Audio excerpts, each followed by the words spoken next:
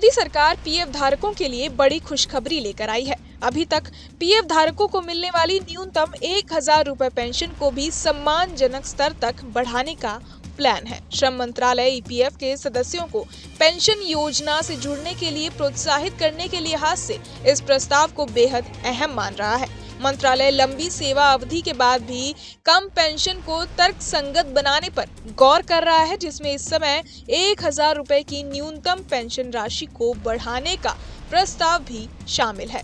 EPF के तहत सामाजिक सुरक्षा के ढांचे को सुदृढ़ करने के लिए श्रम मंत्रालय ईपीएस 1995 के तहत उच्च पेंशन के लिए सदस्यों को अपने ईपीएफ फंड में योगदान का ऑप्शन देने पर गंभीर मंथन कर रहा है। सूत्रों के अनुसार पेंशन सुधारों से जुड़ी इन मंत्रणाओं के दौरान ही कर्मचारी भविष्य निधि से जुड़ी पेंशन स्कीम को आकर्षक बनाने के साथ साथ इसके सदस्यों की चिंता का समाधान करने की जरूरत बताई गई। शीर्ष स्तर पर हुए विचार विमर्श के दौरान साफ कहा गया कि बड़ी संख्या में ईपीएफ सदस्यों की दुविधा है कि पेंशन फंड में जमा उनकी रकम पेंशन लाभ के बाद वापस नहीं मिल पाएगी। मंत्रालय का मानना है कि ईपीएस के स्वरूप में इस बड़े बदलाव के बाद इस पेंशन योजना को लेकर इसके सदस्यों का आकर्षण निश्चित रूप से बढ़ेगा। पेंशन को तर्कसंगत बनाने के विकल्पों के संदर्भ में अधिकारी ने कहा कि श्रम मंत्रालय और कर्मचारी भविष्य निधि संगठन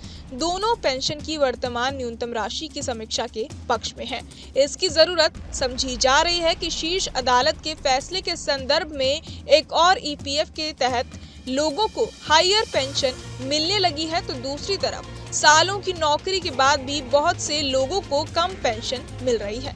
ऐसे में लंबे साल सर्विस पीरियड को भी एक फैक्टर बनाया जाना जरूरी है ताकि इस पेंशन को तर्कसंगत बनाया जा सके।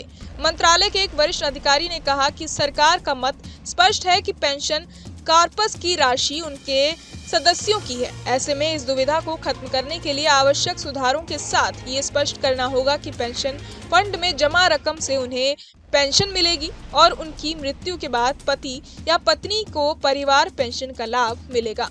दोनों की मृत्यु हो जाने के बाद पेंशन फंड की बची जमा राशि उनके नामित आश्रित बच्चों को मिल जाएगी। बहरहाल इस पूरी खबर को सुनकर आप क्या कुछ सोचते हैं, हमें कमेंट बॉक्स में जरूर बताएं और ऐसी और वीडियोस के लिए सब्सक्राइब करें न्यूज़ नेशन।